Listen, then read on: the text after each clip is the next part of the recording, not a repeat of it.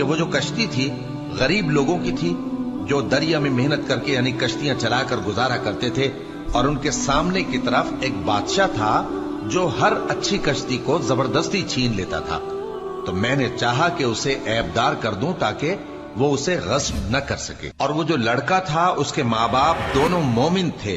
ہمیں اندیشہ ہوا کہ وہ بڑا ہو کر بد کردار ہوگا تو کہیں ان کو سرکشی اور کفر میں نہ پھنسا دے، تو ہم نے چاہا کہ ان کا پروردگار اس کی جگہ ان کو اور بچہ عطا فرمائے جو اخلاقی پاکیزگی میں بہتر اور محبت میں زیادہ قریب ہو۔ اور وہ جو دیوار تھی سو 2 یتیم لڑکوں کی تھی جو شہر میں رہتے تھے، اور اس کے نیچے ان کا خزانہ دفن تھا، اور ان کا باپ ایک نیک آدمی تھا۔ تو تمہارے پروردگار نے چاہا کہ وہ اپنی جوانی کو پہنچ جائیں اور پھر اپنا خزانہ نکالیں۔ یہ تمہارے پروردگار کی مہربانی ہے، اور یہ کام میں نے اپنی طرف سے نہیں کیے۔ یہ ان باتوں کی حقیقت ہے جن پر تم صبر نہ کر سکے۔